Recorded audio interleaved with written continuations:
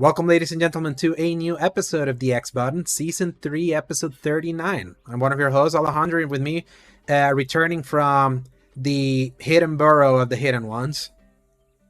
Paul, hey everybody, I am going to immediately disappear again.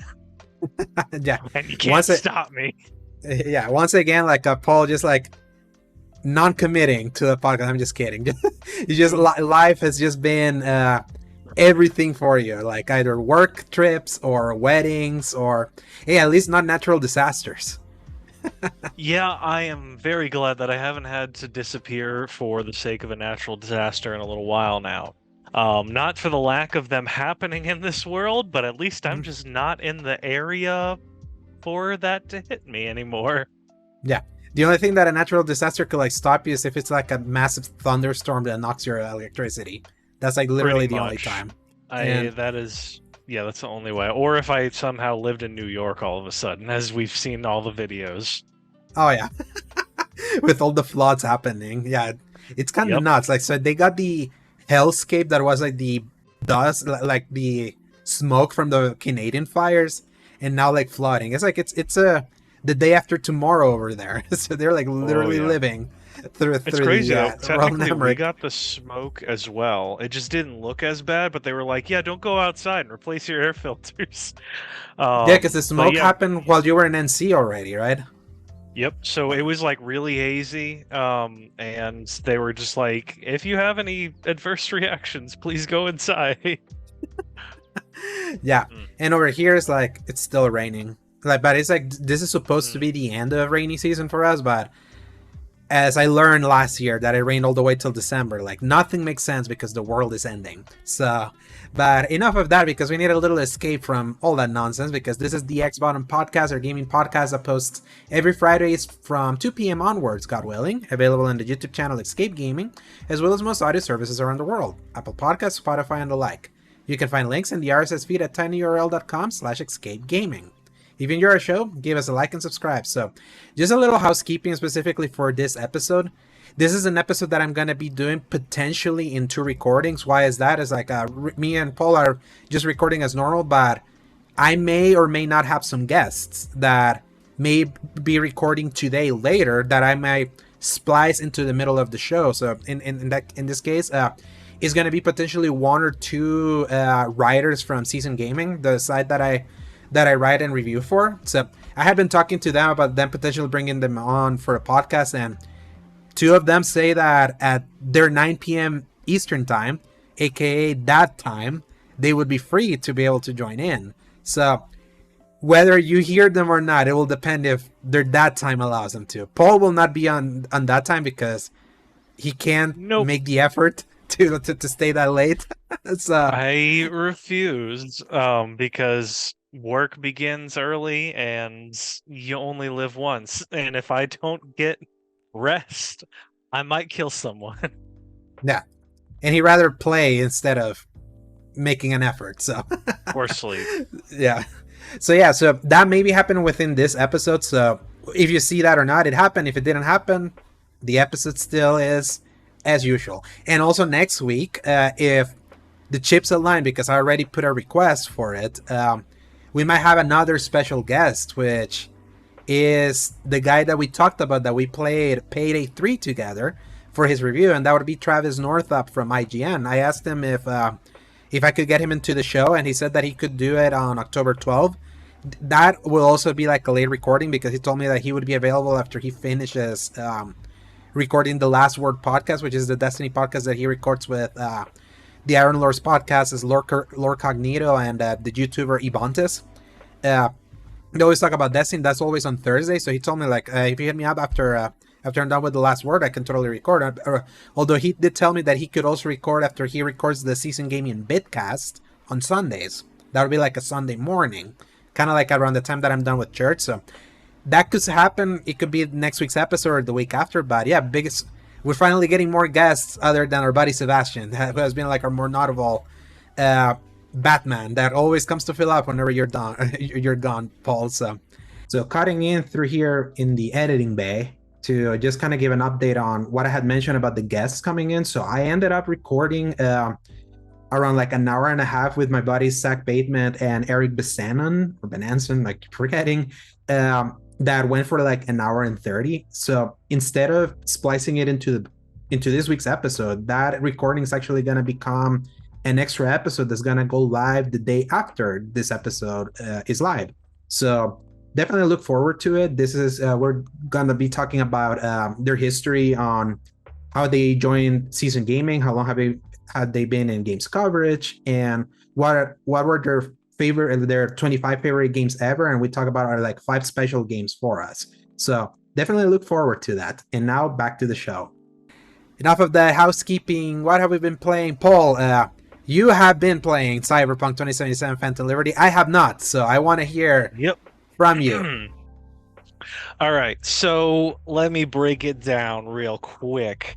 As you and I have already talked, but for everybody else, they've kind of talked about the idea that Cyberpunk has now reached the way of Witcher 3 with its depth of quests now. Story. Not only, yes, with its story especially, but the whole idea behind... Actually, you know what? My background music's way too loud. I can't focus. So let me just switch back. So anyway, the idea behind just the concept is really cool. Like, the president of the United States is in trouble and it's only up to you to save them. But after an extremely action-packed first mission that really stretches for a while, honestly, I kept forgetting that I was still in the prologue mission, because it basically is the entire plot of like an action movie where you have to save the president, coupled from actually getting the call, meeting them, and then staying alongside them with them shooting alongside you the whole way until a certain point where you're finally separated, and then the actual investigation side of the actual DLC begins. By the point that I parted ways with the president, I was kind of shocked at how long I had gone through it all, and how little I had actually touched it.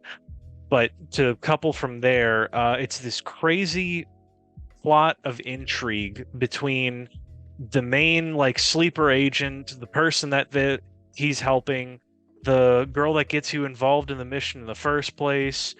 We got the president herself. We got the guy that runs Dogtown, which is the new region of Night City that you get to visit. It is interesting. I think there is a loading screen hidden behind leaving the area, because in universe it's like a martial state, so you have to like drive in, get scanned, and then you can keep driving. So I'm pretty sure that's like where they actually do the loading, where the doors close, you get scanned for about 3 seconds. It's not long at all to load in an entire city.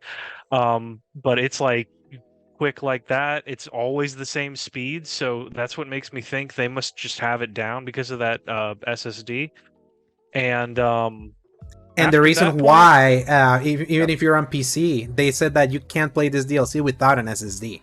So it's like, that would make sense. That makes a lot of sense. Because you could play with hard drive. You could play the PC version from 2020 with normal hard drive. So okay, that makes a lot of sense, especially because this DLC is only for next gen console as well. But it's interesting to find out that PC requires that. So yeah, essentially, that whole thing goes on. Even though they revamped the whole cop system, they don't show up in that region because it wouldn't make sense for them to show up, because it's just run by this insane dude. So it makes me feel a lot better about just killing anybody with a little yellow chevron emblem above their head, because that means they're all free game. But to touch back on my point, not only the main storyline is just fantastic. There was an entire mission where I got a scuba gear. I went in like that one mission from Modern Warfare 2, disarming mines and sneaking my way through. I was given this really awesome silenced pistol. I got to make my way up into this hotel where I had to get out of that and into a really fancy suit. I then had to gamble at the roulette wheel and gain information. It was just insane.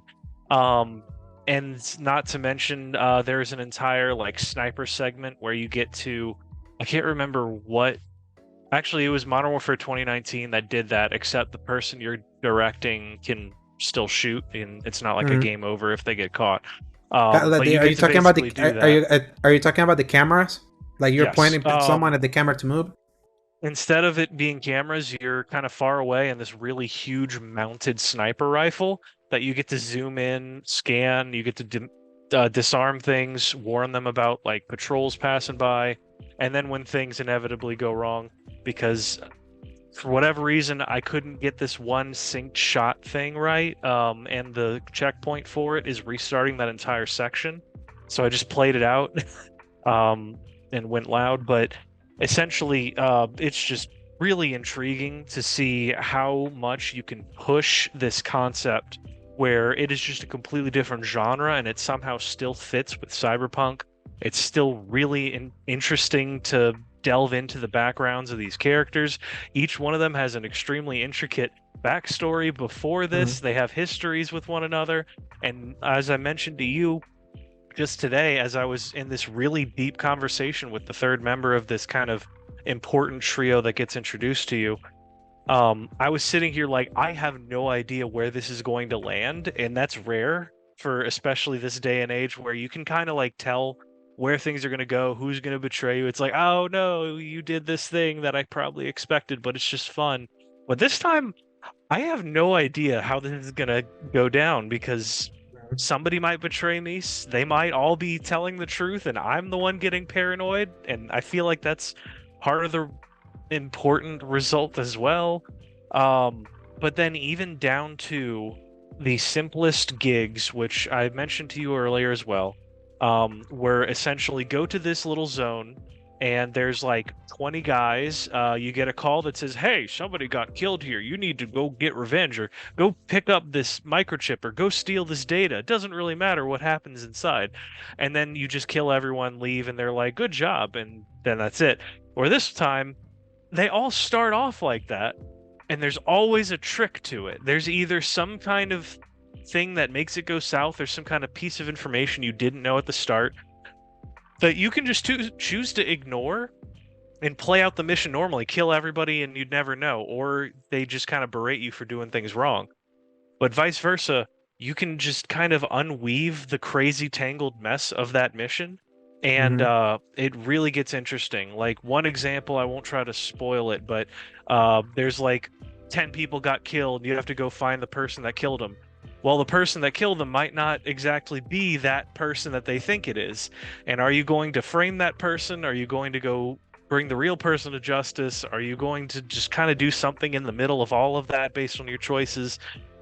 The fact that all of that kind of plays out like that, and every single one of those little blue box things that used to mean just kill a few enemies and get some free XP, it Mhm. is just such a huge jump in quality and like deep morality questions that part of me hated because I was like, oh, these were the ones I could just turn my brain off and kill everybody. Gosh, I have to think.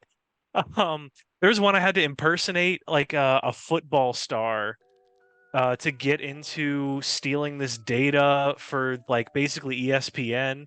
It was insane. But yeah, there's a lot of crazy stuff going on just in that region alone, and I love the visuals, the updated graphics, the environments. It kind of brings back a level of uncomfortability because I always felt like I had a kind of a bond with the Voodoo Boys and Pacifica specifically Mhm. because of just the wrecked tropical nature and how close that hits to home for me. Mhm. Um, and the fact that it's like even playing through the game again, I tried to side with the Voodoo Boys, and I hate them so much. But I'm like, I get it, guys. I'm Creole. Everybody screws us over. Like, I get it, man. Actually, no, I'm not Creole. I'm Cajun. I have to clarify that. My Southern friends will definitely call me out on that if I'm not careful. But anyway, it is it's a good time so far, and I feel I have no idea how far I'm actually into it. You get a lot more cool stuff with Johnny. Mhm. He is absolutely there. They brought Keanu back, and I feel like he's bringing a lot Yeah. more intrigue to Yeah. Johnny than just asshole rocker boy. Mhm. And how much Idris Elba or Idris So Elba much. have you seen? So he's like Um, super like featured in this, he right? is the guy that leads you through it all. Essentially, there's somebody who calls you in. There's the president. and then she like hypes up this person who's a sleeper agent that is like the person to get crap done and all that stuff. Mm. And he's the one that helps you get the president out and then leads you through the entire plot essentially, to like be your point of contact essentially. And then there's one other NPC that you get introduced to after him, but he's like the main guy that kind of brings it all together. He's the Captain Price. But at the Makes sense. same time, it's like he has some crazy history with the president and some crap that makes you think, is he actually telling the truth at every interaction that he's got? Because he's going to be that, like, I'll sacrifice anyone to get this done. And, like, are you going to be part of my side or are you going to not? And he terrifies me, but I want to be his friend at the same time. Yeah. Sometimes you feel like he's telling the truth. But yeah, it's a lot of Idris Elba for sure. But he's definitely locked into just anything regarding the main story, and he does not interact at all with any of the side content so far, and none of the main content. It's like everybody who's in there is not going to touch outside of Dogtown, it seems. I could be wrong, because I did hear there is one actual main way to end the game through the DLC that a lot of people say to like keep it to the very end, because if you do that and you pick a certain thing, it just ends the game right there. Because I heard it's the best, and I heard it's the best ending possible for that game also, even though it's very sounds like it. From what I'm like, all of them are such a crap ending. The fact that this one probably is going to end up being better somehow is like, ooh, that's going to really say a lot. And I haven't gotten any spoilers for it. It's just like through context clues of like what the motivation is for you trying to help these people out. And there's like another character kind of dealing with something similar to you.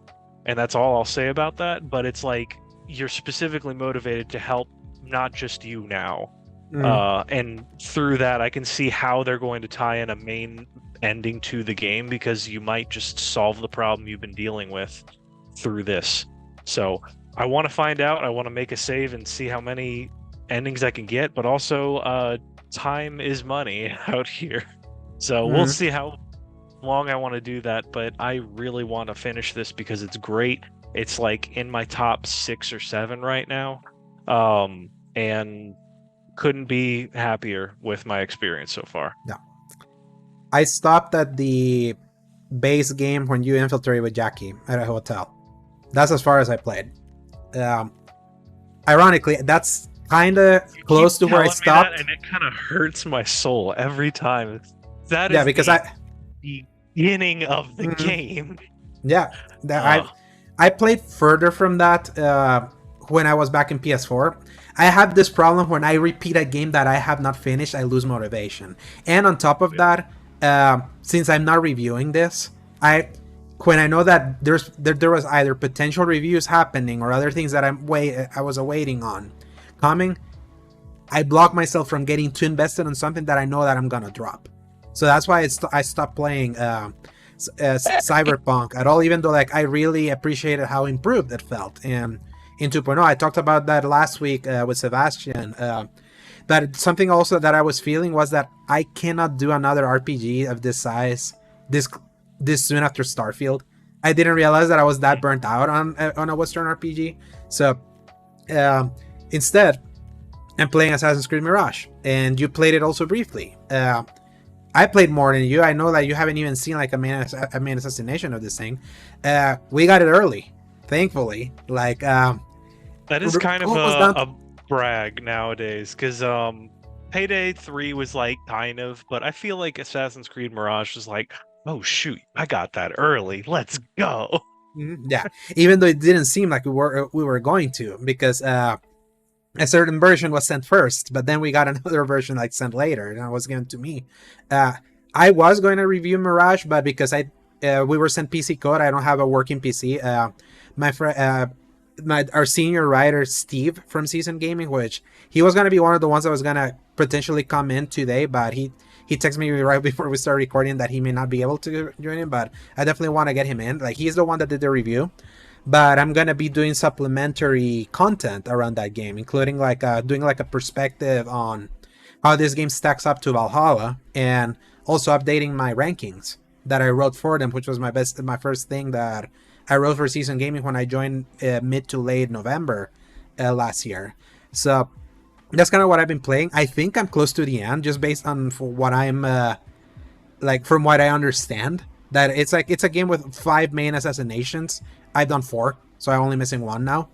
And when you talk about what when you talk about a product that that does what it says in the tin, I think Mirage is literally that. Like, and emphasizing that, like, they said that they wanted to do a more simple Assassin's Creed that harkened back to like the more simple times of before. They totally did that, and they now did it into like the new mechanics. And in fact, I'm actually pretty surprised how well they nail being able to like scale back down the scale of things, considering like Valhalla was like them doing 5 Assassin's Creed's worth of content into like one game. Them being able to do like a quarter of only one part of that game in this one actually does feel like really nice, and gives me the warms and fuzzies of like, yeah, this feels closer now to like the franchise that I remember falling in love with. What a novel concept, being able to assassinate everyone with one hit, with no numbers popping, no level gating. Is like it's fun. It's like, I feel like this just shows how arbitrary like the 3 RPG Assassin's Creeds are. That the mechanics of this game are very, very similar to those 3. Same controls, same ways that even Basim, your character, moves. It's like straight out of A-Board, like how he starts sprinting, or how he starts doing some of the parkour. I would say definitely this game is better parkour than in Valhalla, because they designed the world for that parkour, but the mechanics are literally the same. It's just that they didn't have the massive cities with specific crevices for you to like being able to jump in and out and kind of like fluidly move from place to place. Still not Unity. Unity, I think, is still like to this day the best looking parkour they've done. I argue it's not the best mechanical. It's like it's actually pretty imprecise, but when it's like going smoothly, it's like it goes really well. At the very least, like this feels like they put more effort into parkour than the last 3 games alone. The biggest problem right now that I have with this game is that you can definitely tell that this was DLC that got bumped up. Like, so many of like the strengths and weaknesses of even the technology are like straight out of Valhalla. And even then, I would say that this game looks slightly worse than Valhalla. Like, the faces are rough, especially when it comes to like eyes. And I also tested this. I reinstalled Valhalla yesterday because I was like, I'm not crazy, right? I feel Valhalla like, yeah, like, I reinstalled it. I was like, I'm not crazy. Like, I know I'm not crazy. I remember Valhalla looked better. And lo and behold, I installed it. I just installed base game and started like the very beginning just to like see the faces. And yes, like visually, like Valhalla was one of the better looking games when these consoles launched back in 2020. This is still using that the same base technology, but that was technology from like 3 years ago. We've had especially seeing this after Cyberpunk, especially what Cyberpunk 2.0 is like. With all the next gen bells and whistles, more exposes that a little bit more. But I also give them a little bit more leeway because they priced this cheaper than a full price game. It's a cross gen product. Definitely like the proposition for this game was definitely more of a test bed. Like if this was kind of like the next big thing, they would have priced it accordingly. But it's like priced differently, so this feels more like throwing a bone to the people that had been criticizing the series for their current direction and wanting something a little bit more simple. Is it too simple? I would argue a little bit, because the city of Baghdad, it's still relatively big, but now like with the lack of activities, like other than something called like the Tales of Baghdad and some of the contracts, like there definitely is way less to do in the world. And they have really taken the inspirations of the first Assassin's Creed to heart. Like a lot of like the quote-unquote missions that you do in this game, it's kind of like what you would have done with the original one, when you went to like pickpocket or like listen to a conversation from guards or things like that. It's like it's them taking that original idea and giving it a little bit more modern coat of paint, but definitely it's like in the more simple side, and that feels nice because it feels more manageable. Like I've only played like 14 hours of this thing, and it's almost done for me, and I really like that, because it's like I'll be done and I'll be free to play the other big game that comes out in 15 days from now. And I had forgotten what it feels like to have a condensed one of these games. We haven't had that in 80 years. But is it great? I think it's more in that it's very good. I'm not gonna like blow smoke up this game's ass, because like there's like I even have found even more jank sometimes than even Valhalla. Like I've had like my bossing when I'm like climbing into like a small crevice, he T-posed and like teleported into like the other side before he regained the animation. Uh, thankfully it hasn't crashed, but it kind of has it kind of has that sometimes when you're trying to like assassinate someone from like a corner, when you're like crouching and they're coming like from a corner, you press like the R1 or RB to go, like sometimes you clip through the thing to grab him and then to put him in. So it's like you can tell that this was not the main team, the main Ubisoft Montreal team that made Valhalla or even Origins. This was Bordeaux, the guys that made the Wrath of the Druids DLC, which I would say I definitely feel like they stepped up, because people loved Wrath of the Druids. I didn't, but this definitely feels like way better than that. And probably the thing that I appreciate the most is that, considering this was made on the Valhalla tech, and remembering how bad stealth was in that game, they really put the effort on. They said that they wanted to do stealth, they fixed stealth. Like, you can path your way through where enemies are looking. Far away enemies can still start seeing you, but remember how Valhalla, like, you would be seen from like very far off, like almost immediately, and not being able to constantly, like, you would have to like manipulate accessibility settings to give you like some help. And when and the only way for to legit do stealth there and feel like you could like clear like a fort like sneakily, it was using a bow and arrow. If you wanted to do just hidden blade or things like that, it wasn't like, more often than not you would get seen. And 99% of the time you would always enter alert state. You would have to like force the alert state out to continue to do stealth. And at the very least in this one, it feels like if you're very careful, because it's not a cakewalk either, you can clear out everything like silently. And I really enjoy that. But I would just wish other than like the fundamentals, story wise, this was better, because it's very very simple. Like that's that's where I see back a lot. Yeah. Oh yeah, in good and bad ways. Like, how quickly did we become an assassin in this one? So super fast. And I was like, I am very glad for that. Like I think I said it was like, if this was a mainline Assassin's Creed game, I would have had to play 10 more hours just to get to the point where I was an assassin, and I was so happy. And then I've been hitting a couple of walls, literally and metaphorically, just because some of it is it's tricky, because the platforming is awesome in a lot of ways. It's a lot more improved and dialed in from Valhalla, but there's a few like if you want to go up, obviously you hold X. If you want to go down, you hold circle. You hold circle. That does not work if you need to vault over something first. So you have to hit X to get up, and then hit circle to go down. And so the whole process feels, I don't know, it feels slower. And I kind of struggle with that a little bit. Some of the assassinations themselves are slow enough that I'll still get spotted like across the way from something, where I would have thought, oh, well, they'll give me a little bit, because, you know, when you're doing an animation, they want to give you that like grace period almost.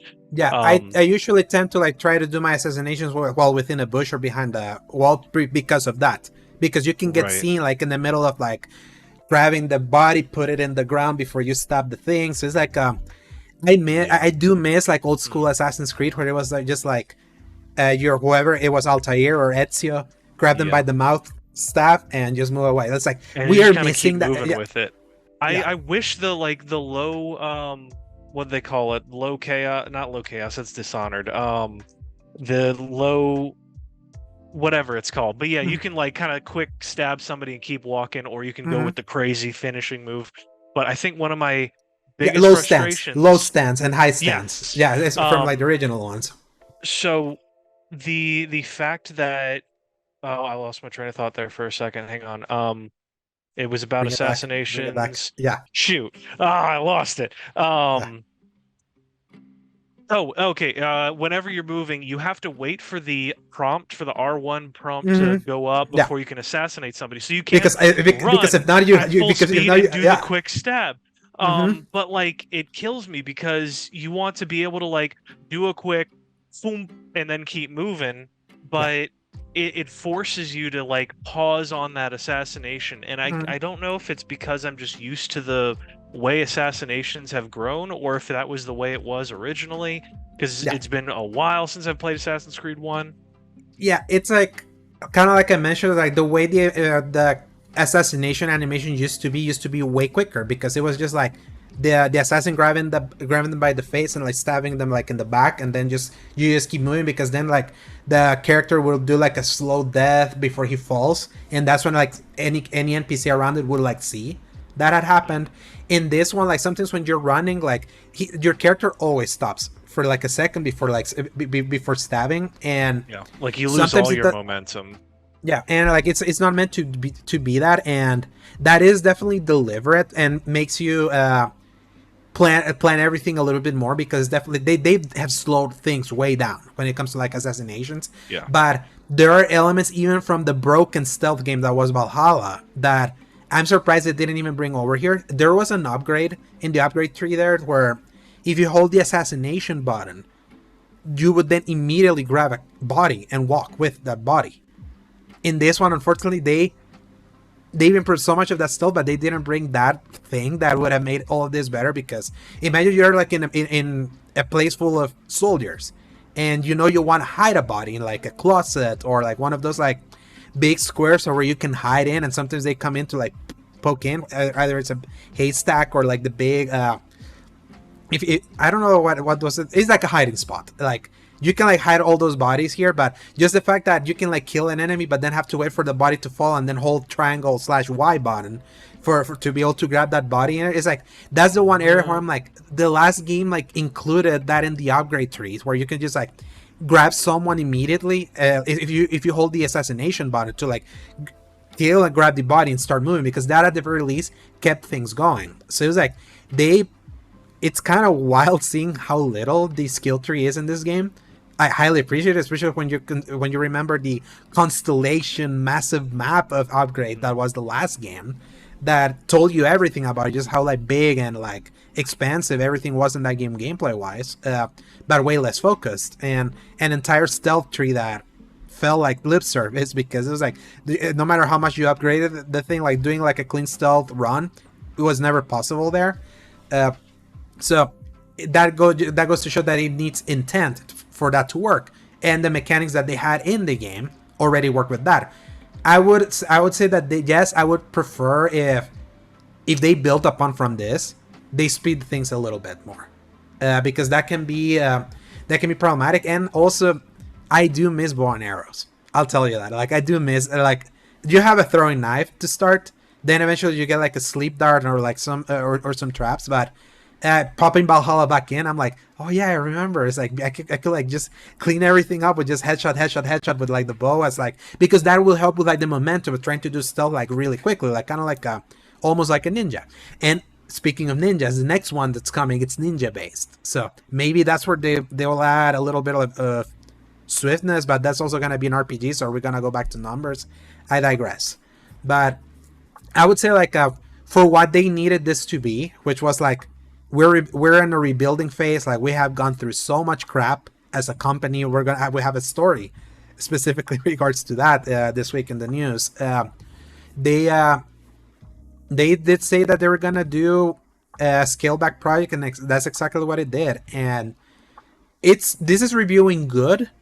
I think it's actually reviewing better because I feel like the critical side, like the critics, sided more with the RPGs more than like the old style of game in more recent times. So I was fearing that there was gonna be a lot of people that were big fan of the bloated RPGs that were gonna slam this one in critical reception, but I'm glad it was a little bit more even. Like it's like a 78 right now on like Metacritic. I think that's right where this game needs to be.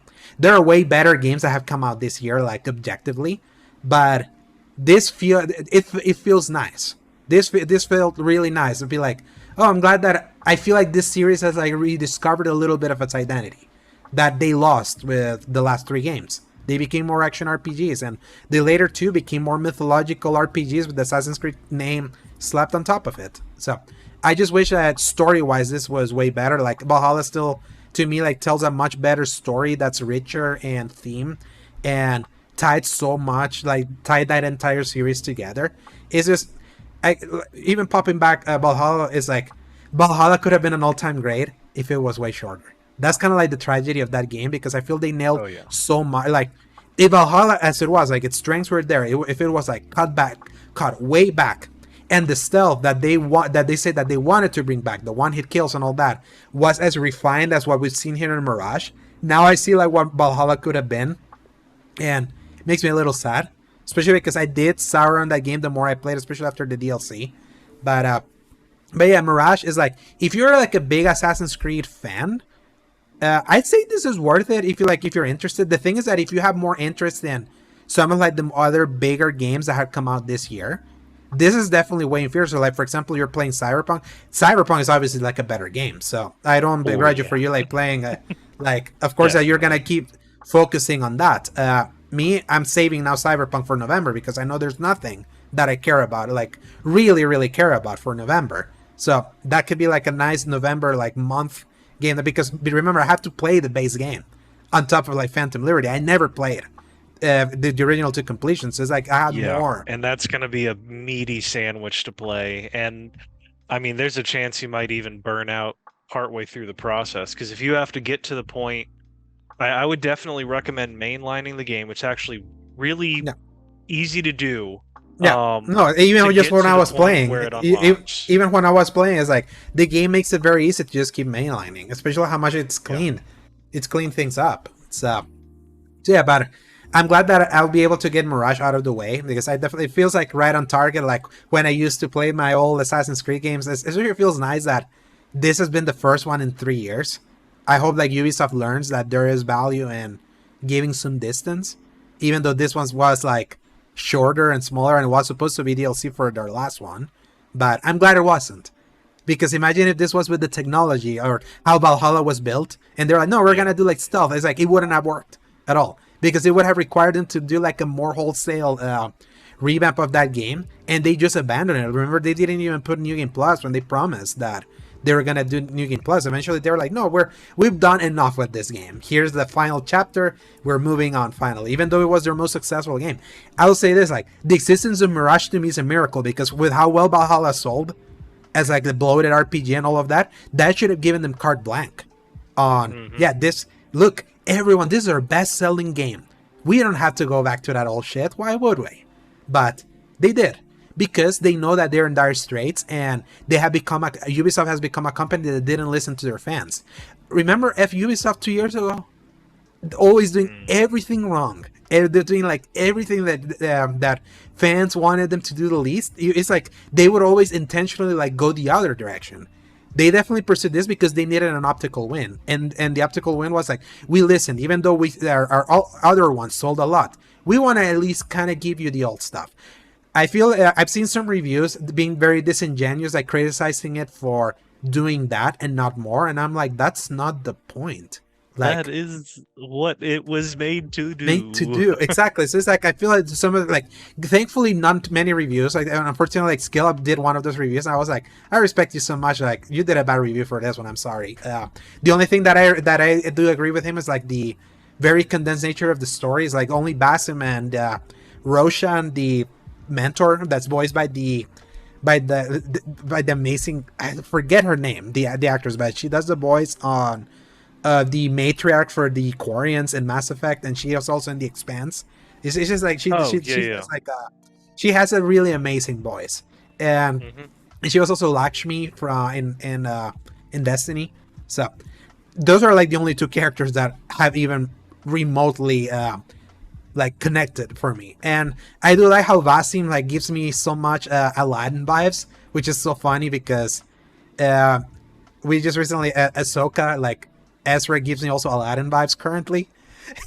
Like with the way he looks, and it's very Aladdin. So it's like, at least it has that. And Basim was like a very interesting character from Valhalla, especially like what ends up happening, and you never even saw like the end of. Do you even care? Like, can I spoil it to you? No. I mean, yes, you can. I didn't care. Yeah, so it's so like at the very end of Valhalla, like Basim comes back to the present because he gets like stuck in like a machine that keeps him alive for like 1,000 years, and he trades places with Layla. Like Layla, the whatchamacallit, Does she go back in time then? no, she goes finding during the present, the place where Basim got stuck in like a machine Right. after like the end of the main story in Valhalla, which is like Right. Yggdrasil. They find like the tree of Yggdrasil, which is like an Isu tree that kind of like houses all genetic memories. Imagine like a more legit version of the Animus. Like instead of like a machine of hypotheticals, it's like a legit machine that holds So DNA. he comes out of the machine and she goes into the machine. Yeah, yeah, Okay. by pure accident, because that machine is like kind of like what's going to supposedly save the world, and by doing that, and Layla had like the staff of Hermes or whatever staff it was that kept Cassandra alive for like 1,000,000 years in the Let's previous face game. it, none of us Yeah, actually care. yes, but then like through that staff, like a very skeletal looking low Basim that was stuck in that machine, he like rejuvenates himself, and now Basim becomes like the main kind of like the main face of the future of the series. Hence why this game is about the origins of Basim.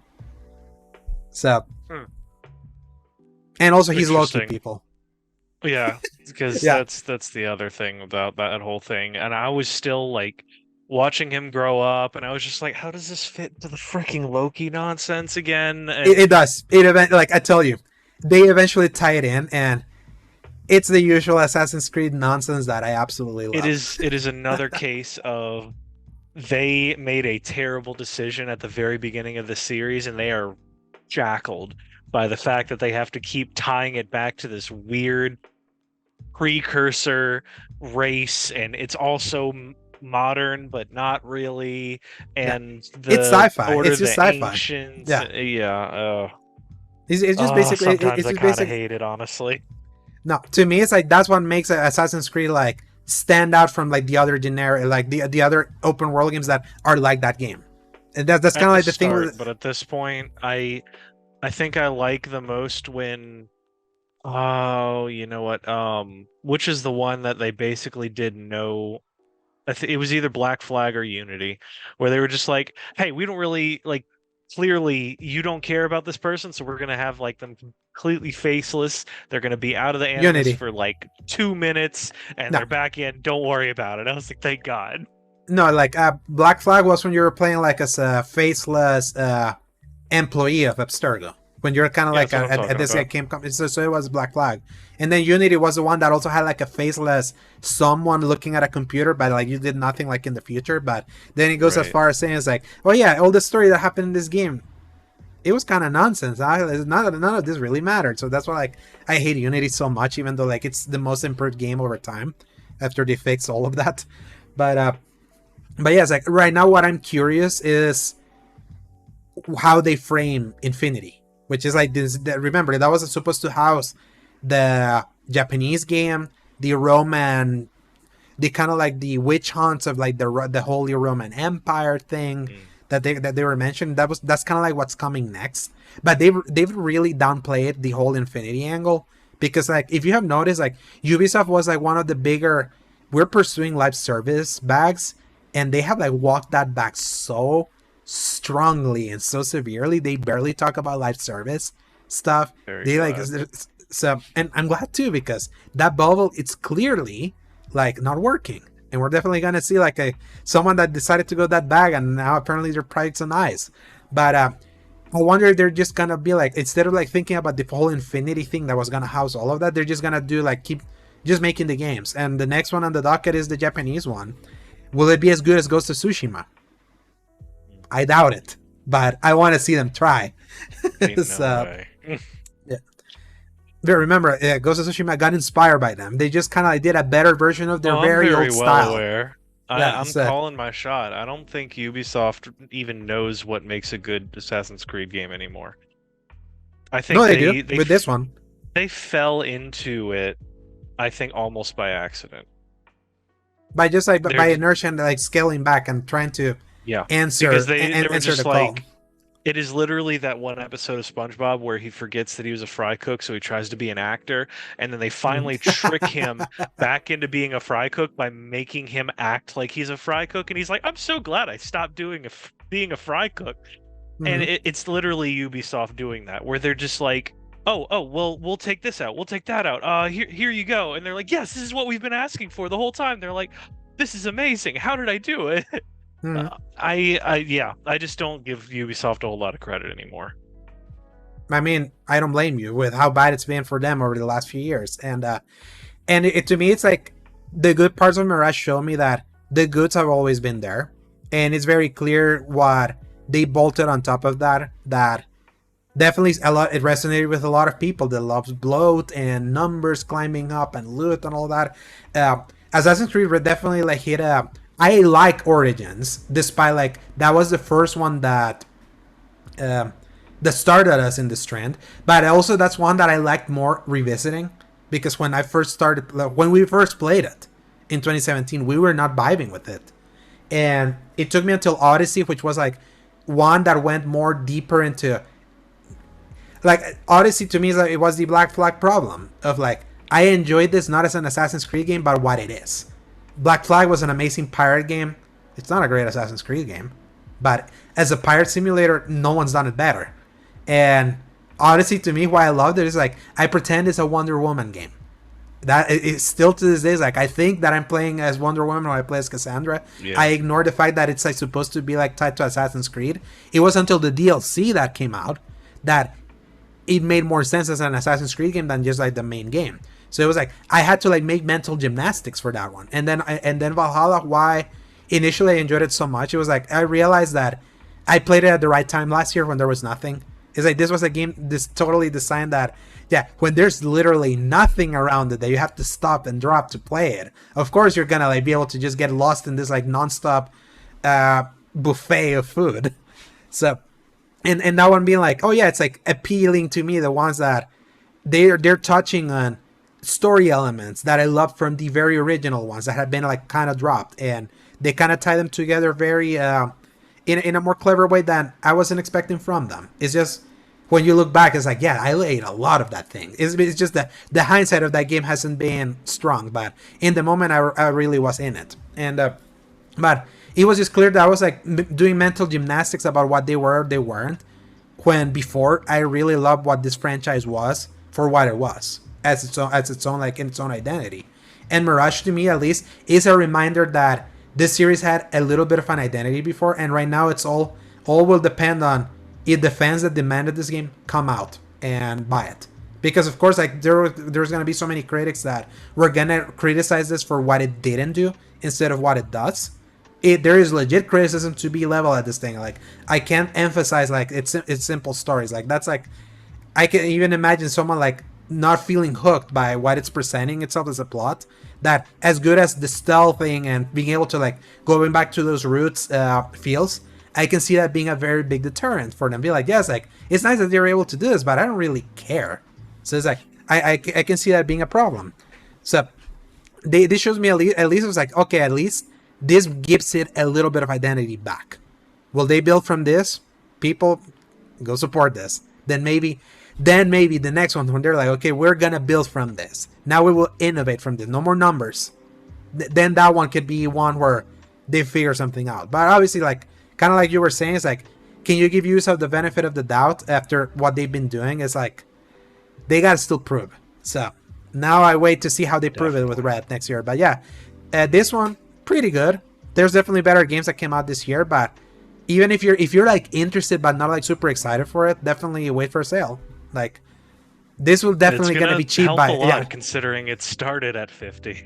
Oh yeah, and can you imagine how quickly it could go to sale like just in 2 months? Black Friday is like Ubisoft and Black Fridays is always like they're like peanut butter and jelly. They're always good at giving those sales. So it's like if you're feeling like if you're still like in the middle of Cyberpunk, like you're excited for Spider-Man. I mean, Lords of the Fallen comes out next week also. Is like there's like it probably didn't release at the right time, but then when could it have released? This released earlier. Remember, this was supposed to come out next week. They pushed it up. Yep. And to be fair to them, it's clean. This feels clean. Like very glad for that. For an Assassin's Creed for the releases. Yeah. So it's like there's the fact that they release it clean. I'm like, yeah, it's like this definitely was ready. Is it still janky? Yes, but it's like it's not game breaking. It's like we know what a broken Assassin's Creed launch looks like. This is not even that. It's like it's for a launch Assassin's Creed experience is a pretty clean. So it's like, but they had also been working on this for a while. We heard about this game last year. This was constantly delayed also. So yeah, I liked it. So definitely one of the better things I played for me this year. But I have tilt for this. So true. So enough of that, Paul. Like we got some news to talk about. So yep. Press X. For some news.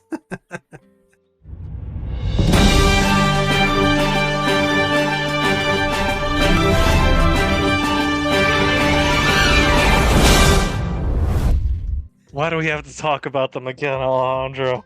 Why can't they just stay quiet? Yeah.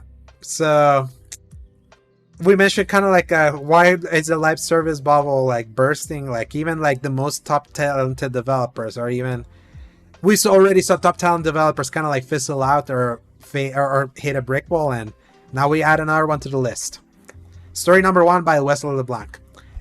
Naughty Dog reportedly lays off at least 25 developers with the Last of Us multiplayer game on ice. Kotaku is reporting that Naughty Dog, the PlayStation first-party studio behind The Last of Us and Uncharted franchises, has laid off at least 25 developers, cutting their contracts short.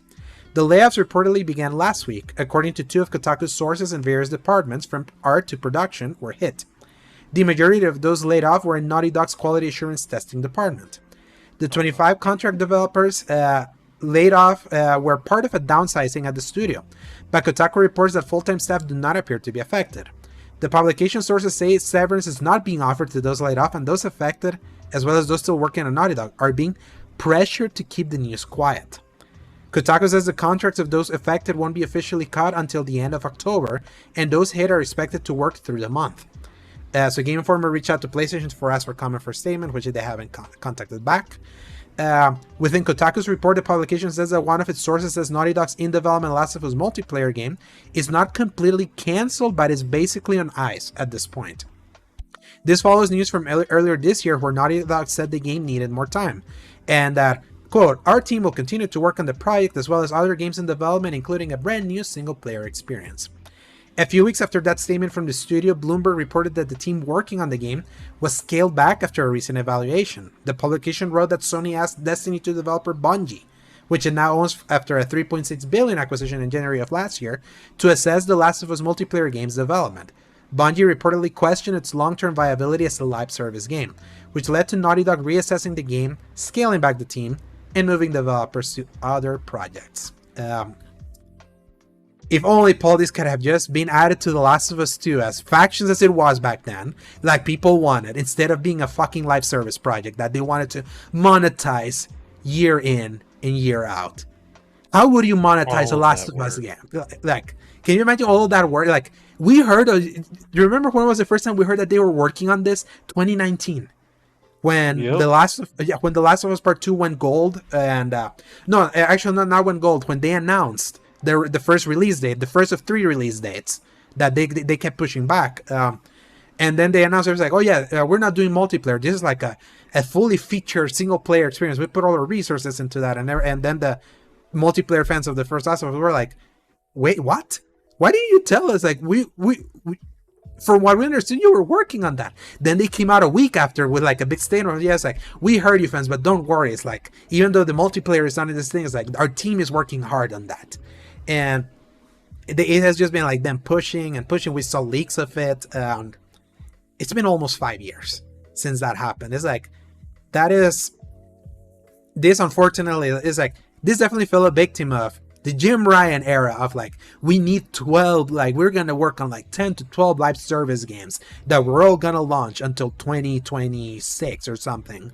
And now I want. It's so funny. We heard about this the week after Jim Ryan says that he's stepping down, even though he says that he's only stepping down because I'm too old. I've been traveling from the US to Europe to Japan almost like every 2 weeks, and I'm like too grumpy and frail. And I was like, it's too tiring, and it's been in the company for 30 years. Yes, they can hide behind that. That's kind of like a very PR friendly way of saying I things. will give it to him. After one 9-hour flight, I said I Yeah, am never doing that again. So I exactly. kind of So, get it, but yeah. also, ugh, When then you um, when you see the smoke behind that, you're like, like Concord and Fair Games have been the only two live service games from the new studios that they've acquired that they announced. What were those games for?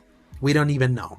Like, nope. they announced trailers that were just concept that we didn't even see the damn games. It's like the live last week you weren't here. Like, we heard the cancellation of a Sega game called Hyenas, which was supposed to be kind of like an extraction shooter. That I didn't put it in the Yeah. story. Yeah, we saw like tiny pieces of maybe like a Jeff Keighley showcase, and that thing was like in beta. They canceled that thing. It's dead. It's like couldn't it be more clear that live service in particular is like just dying breed now. Fortnite, like even Epic. Last week, was actually we talked about how they were laying off 900 people.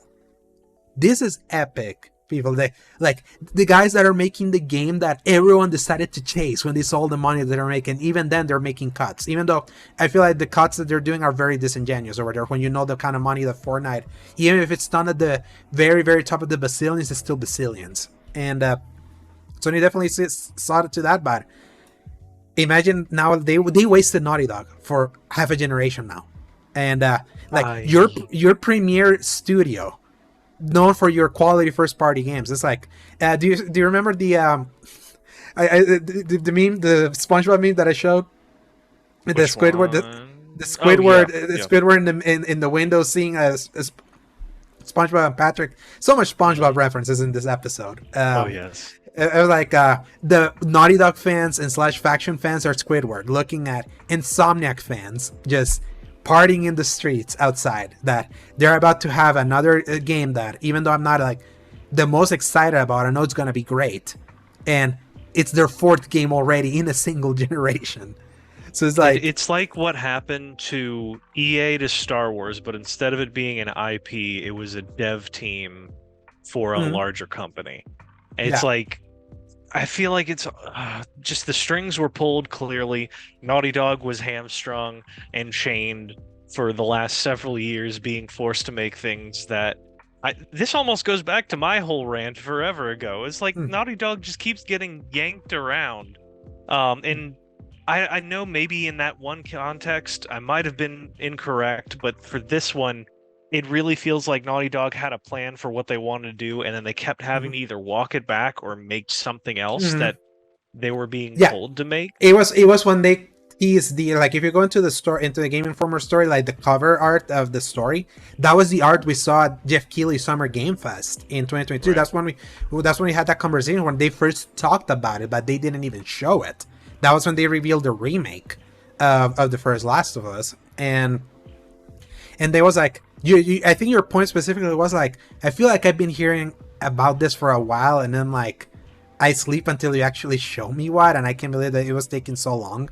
And now we know why, because I bet you top dollar this was just gonna be an add-on to the original one. And that's the original one didn't need to be like a live service. It was added value to the main Last of Us slash remastered package. It still played. A lot of people like the gameplay loop. It was like the big thing about Factions is that people were surprised how good it was, like as a concept. A 4v4 survival kind of like third person shooter that where the mechanics actually worked really well in that context. People just wanted more of that. It's them that they were like, no, it's like, this has to give us a lot of money. And I'm like, can you imagine like a Joel with a Donald Duck costume running around and shooting things? Like, how could you monetize the Last of Us game, especially for a studio that has fallen so up their own ass when it comes to like, we're prestige cinema. It's like, we're serious, we're not about having fun, especially under Neil Druckmann. It's like, it's just I don't think a Last of Us version of this could have worked at all. This should have just been like a mode. And I do wonder if them saying that it's not dead but it's on ice, I bet you top dollar, because I heard rumors that they're gonna port part 2 to PS5. Like they're gonna port it, like kind of like a nade, because which to me, by the way, completely unnecessary. Put part 2, like the PS4 version, put it in right now. Look how it looks and tell me that needs a PS5 port. That would be completely unnecessary. But Sony's got a Sony. Or that's the thing. That was said under the Jim Ryan era. That was like, we're just kind of play blockbusters and remake 5-year-old games or things like that. So maybe those plans are dead. Because kind of like what I was thinking was, okay, they're going to release the PS5 only version of the game, which I am weak. I like trophies. I would personally buy it myself just to give myself another reason to play it. But that's just me. I know I'm the problem. But I thought it was like, yeah, maybe then whatever work they had done, be like, okay, we put all this time into this. This may not bad. At least let's put it out. Maybe that's how they're gonna do it. Put it like, add it as an addendum to every release, or maybe they'll save their work for the Last of Us Part 3 that we know it's coming, because of course it will. So because otherwise, why keep hopes up? Of being like, no, it's not entirely canceled, but then at the same time, it's like, it's rare for, like, Naughty Dog hasn't had a canceled project. Like, they had development trouble.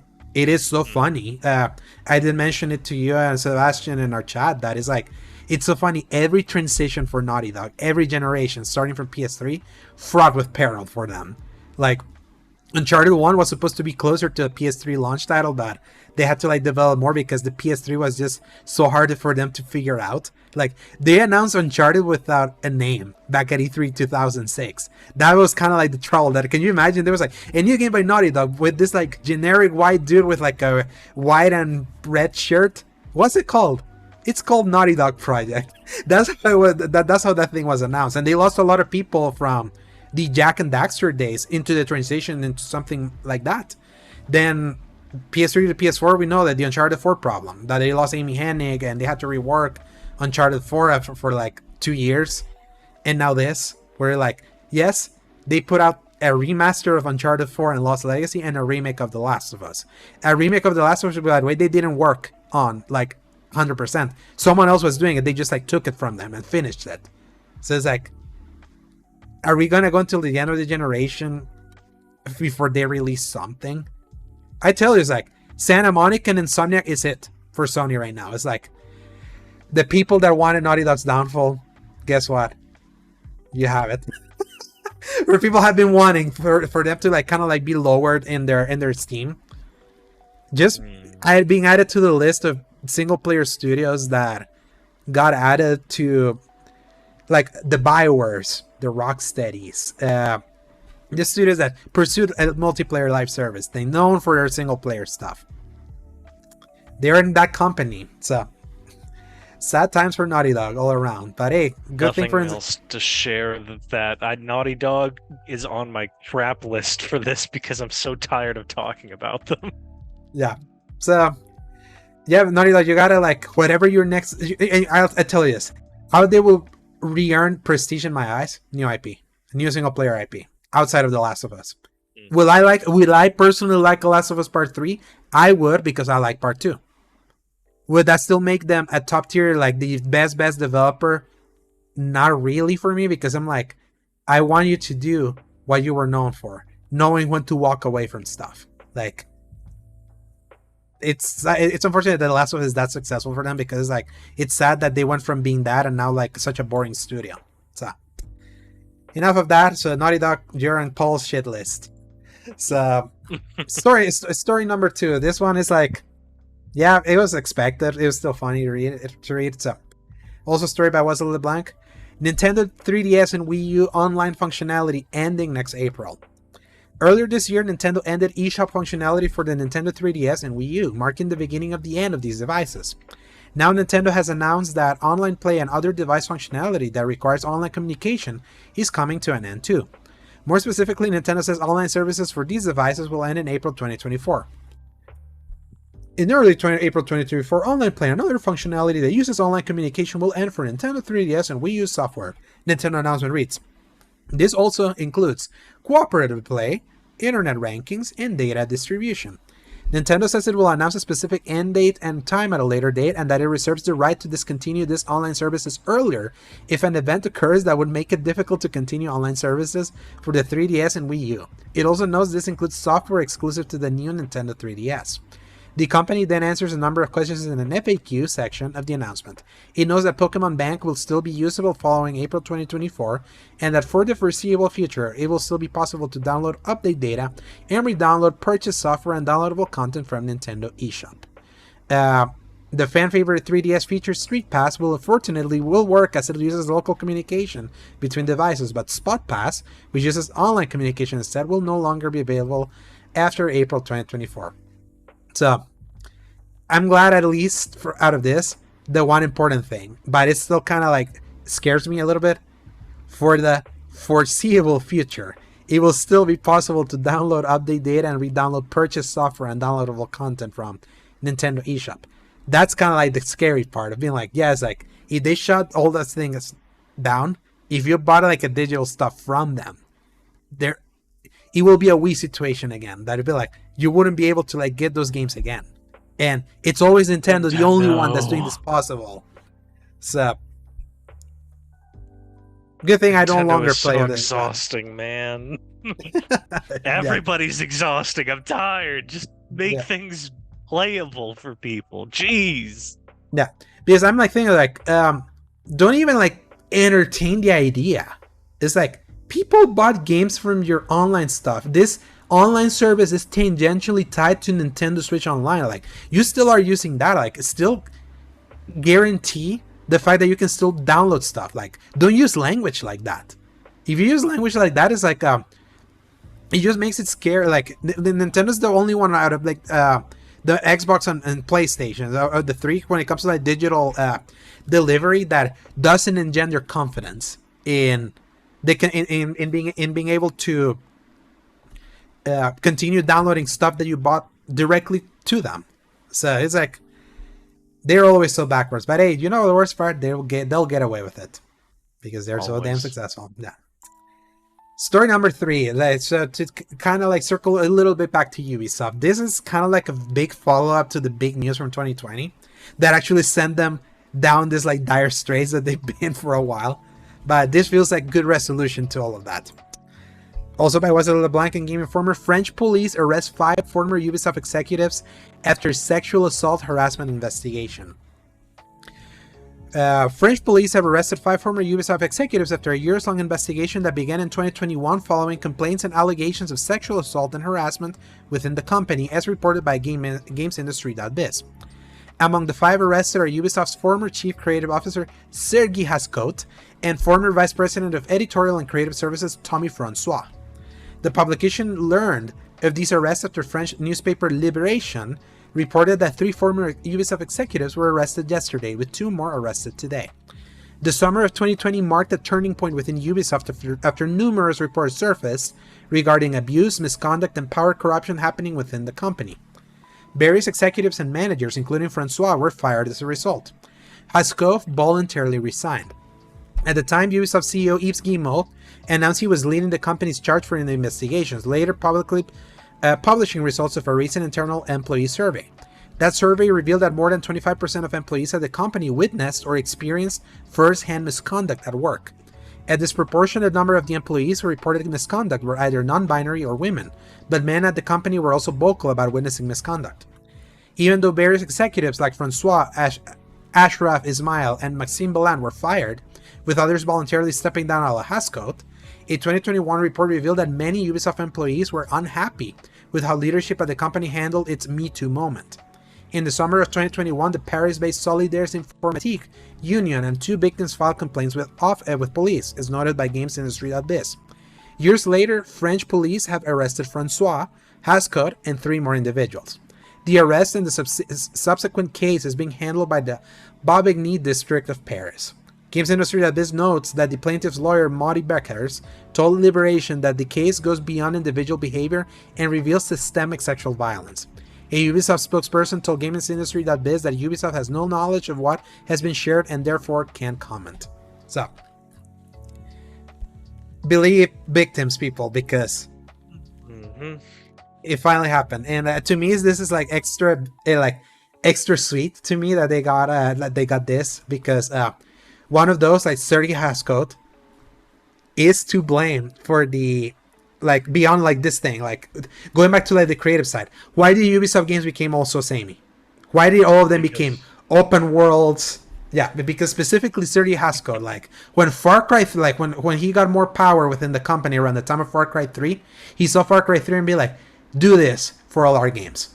Like Assassin's Creed's gonna feel more like Far Cry. Watch Dogs is gonna have Far Cry things. The Crew is gonna have Far Cry things. Like everything that they were doing, they homogenized like the Ubisoft formula became homogenized because of this guy.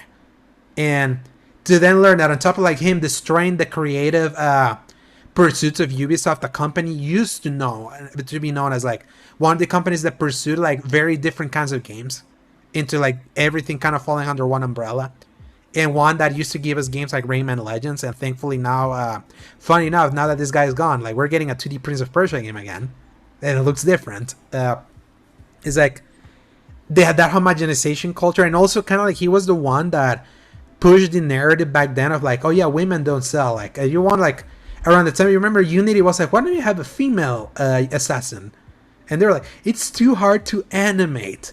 It was under that guy. So and then back to the whole main subject is always like, I'm very glad that they finally actually saw some real results of this whole situation, as opposed to some other companies that will not be named currently. But like, thank God there's actually people getting arrested for this. I mean, who knows if there's going to be some actual, more than a slap on the wrist.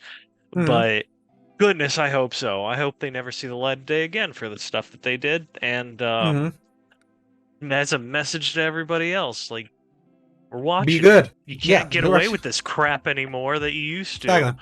And I'm glad that we're in a world where you can't.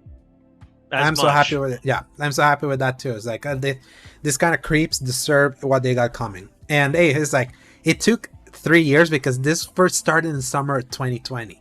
Just to give an idea, Paul, is like this was one of the topics in our lost episode, the episode 14 that never made a light of day. We talked about this.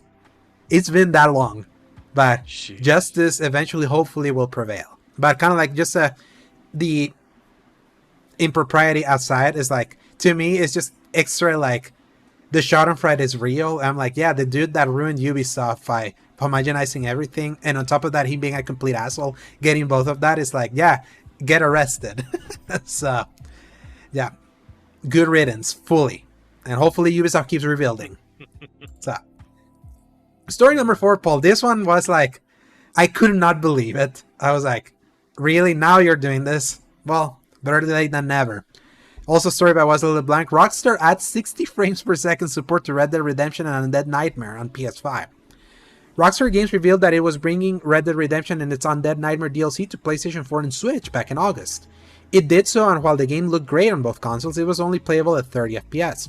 PlayStation 5 owners were left wondering if Rockstar wasn't tapping into the power of the current-gen console to bring 60 FPS to the 13-year-old game. Now, weeks later, Rockstar has updated the PS4 port of Red Dead Redemption and included Undead Nightmare DLC to include 60 FPS support on PS5 via backwards compatibility. It did so randomly with a quick tweet announcing the news. That just literally said, Red Dead Redemption, including Undead Nightmare, now supports up to 60 FPS on PlayStation 5 via backwards compatibility. All they tweeted. Elsewhere in the same update, Rockstar added an option to enable subtitles upon first booting the game. The update also includes general bug fixes and improvements, although Rockstar didn't let it switch. If you bought Red Dead Redemption on PS4 recently to play on PS5 or were looking for a reason to do so, this new update that has a 60 FPS option might be the reason you were looking for. Now, Rockstar, please bring 60 FPS to Red Dead Redemption 2 on PlayStation 5 and Xbox Series X and S, and bring 60 FPS in Red Dead Redemption to Xbox Series X and S too. So, the little editorial there that they throw in there. So yeah, so remember when we were talking about this, is like when it was announced, we were like, yes, if it's just 30 FPS, it's like the Xbox version is already the better, like the best value out of all of that, because it's like they run the same. It got the 1440p/4K like visual uplift. It looked great already, and it was much cheaper, and it has the multiplayer. Now you can make the argument now, like buying this remaster for the PlayStation, the PS4 version on PS5 at 60 FPS, if you cared a lot about frame rate. That's like the best way to play this game now, like in modern times. And Yeah. it makes me wonder, like, what's holding the Xbox Series, the backwards compatibility version of Xbox, from doing that, because they've like uplifted frame rates before, but they stopped doing that program for a while. So hey, if this goes on sale, Paul, I kind of want to buy it. I kind of want to see this game at 60 because it's not on PC. That hasn't happened officially with this game. Like, it's always been at 30. November's looking. I don't November's think looking there's mighty any empty. way I could. Like, they've hurt me already. Unless I am bored out of my mind in November, I think I should have enough stuff to handle what I need to. At least I'm praying I do, because I kind of like, out of principle, I don't want to just like, oh, they fixed that one thing that I was really concerned about. I'll go replay it now. You know? We'll see. If it's like if it hits a Black Friday sale, like I told you, because it's $50. That's a problem. So the same price as Money Mirage. is real tight right now, though. So Yeah. we'll see. Oh yeah, we'll talk about that in November. Yeah. So final stories, like a couple of them for your beloved Cyberpunk. So first of the stories, Cyberpunk 2077 clears 25 million sales and Phantom Liberty hits 3 million in its first week. This is a story by Tom Ivan over at Video Games Chronicle. The figure is up from 18 million sales reported by the company last April and 20 million sales reported in September. CEO Adam Kaczynski announced a new milestone during an investor presentation today. The phenomenal Witcher 3 achieved a similar level in 4.5 years, and here in Cyberpunk's case, a little bit over 2 years since its release. So we're selling far faster than we're selling the Witcher game, he said. Cyberpunk 2077 was billed as one of the biggest titles of the last console generation, with the heavily anticipated game selling 80 million copies via pre-orders alone, according to CD Projekt. That total rose to 13 million during the game's infamous launch in December 2020. So Chief Financial Officer Peter Nulubowics also announced today that the game's first and only expansion, Phantom Liberty, sold 3 million copies between its release on September 26th and October 3rd. Almost the same amount of copies that Final Fantasy 16 did, like in 1 week, just throwing that out there. Sales for the first week until October 3rd were 3 million copies, he said. To contextualize this, we estimated how many gamers now have the main game on PC or the new consoles, all the platforms that allow you to play it, and it's 20 million. 20 million players who either had the main game or have updated the old gen version to the new gen version, so 50% of all the gamers within 1 week bought the expansion. This is a phenomenal result, and this is just the beginning. The sales keep on climbing. So the breakdown is 68% of Phantom Liberty sales were on PC, including 10% on GOG, which CD Projekt owns. 20% were on PS5 and 13% on Xbox Series X and S. And then the other story to follow up from that, CD Projekt has provided an update on its Cyberpunk 2077 sequel plans. The company said last September that Phantom Liberty would be the only expansion for Cyberpunk 2077, but that after its release, Project Orion, which is the sequel, would begin development at a new US-based studio called CD Projekt Red North America.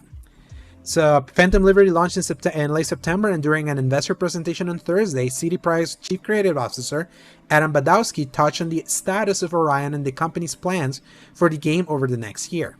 This project is in a conceptual design level right now, and is going to be designed by a team of veterans who were responsible for fine-tuning Cyberpunk 2077 and designing Phantom Liberty, he said.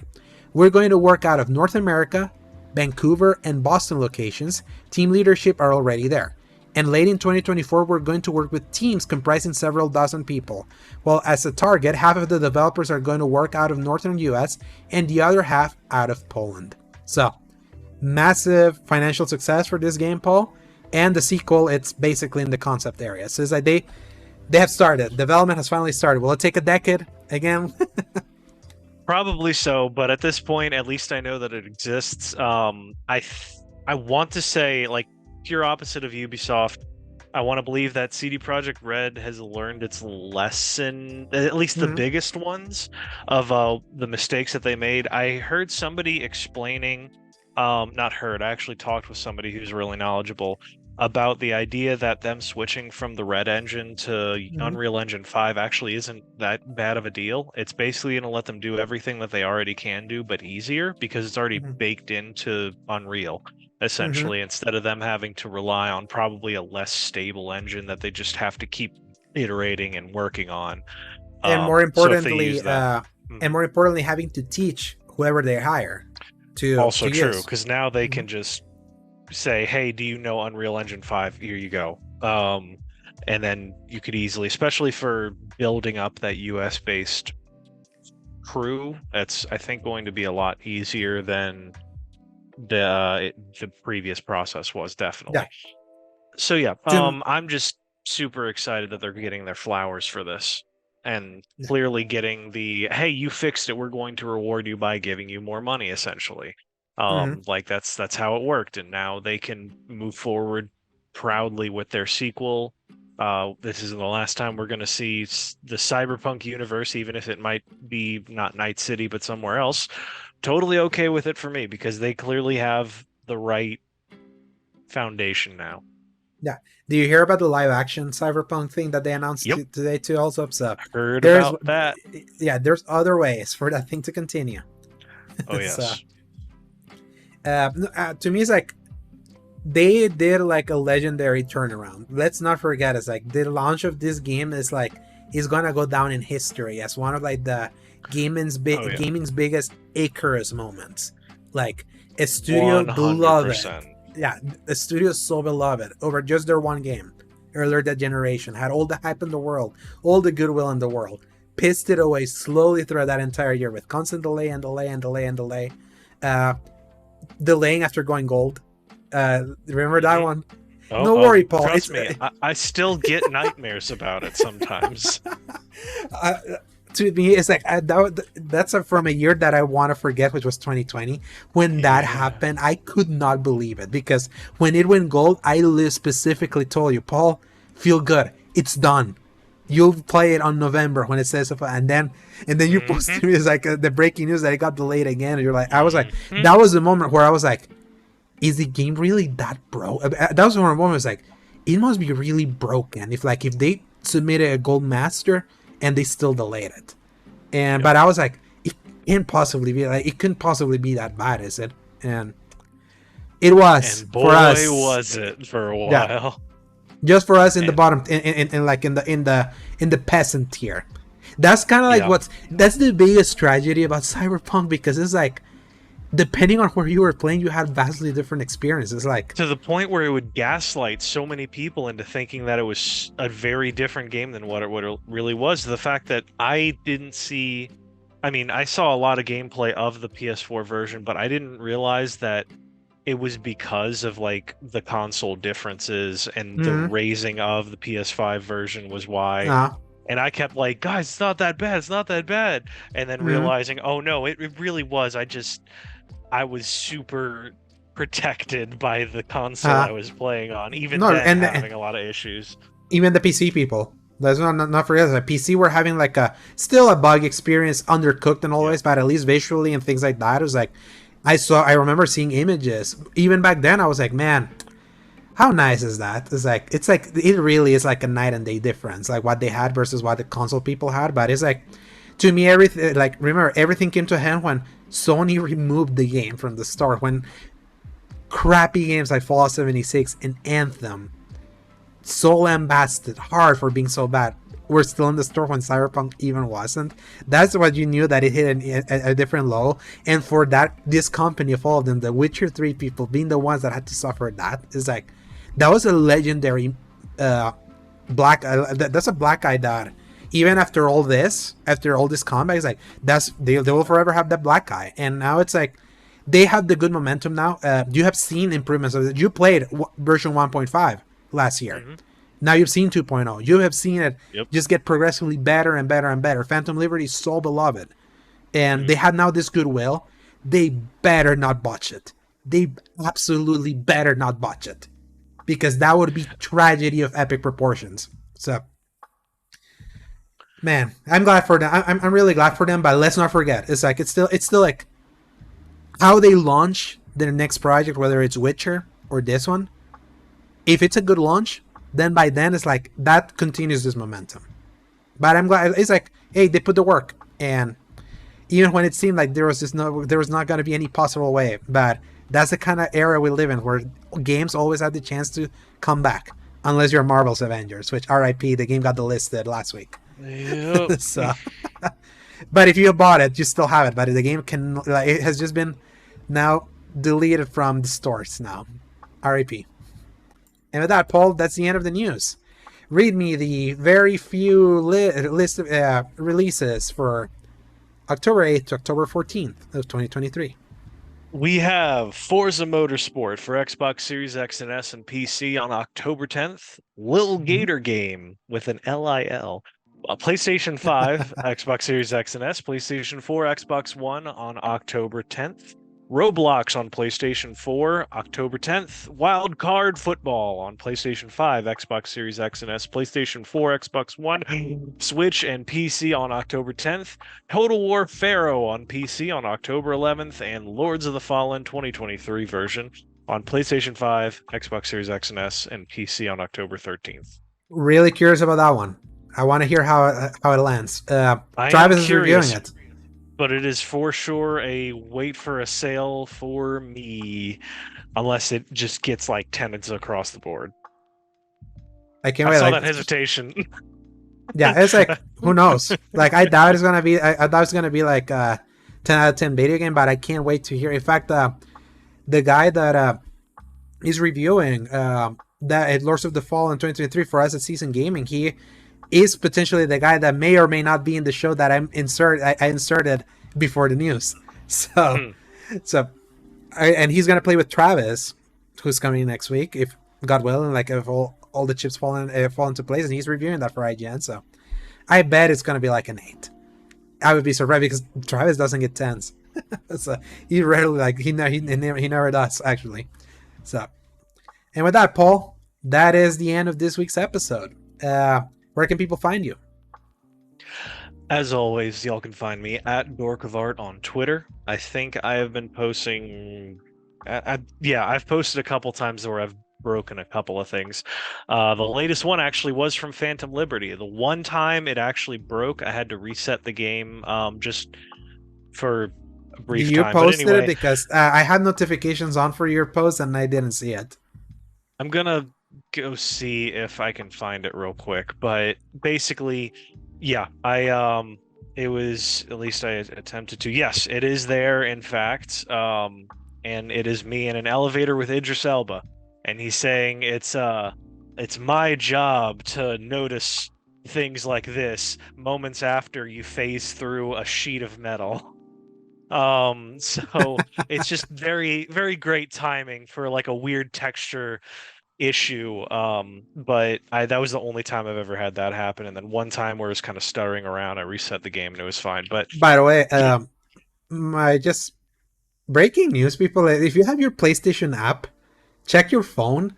Like, I just got a notification from Sony, says introducing Sony Pictures Core, and their movie thing, their new movie thing. So because they didn't have one, so it's like, buy Gran Turismo based on a true story. Discover the movie app from Sony Pictures, fine-tuned for your PlayStation console. To celebrate the launch, PlayStation owners can buy Gran Turismo based on a true story now on Sony Pictures Core.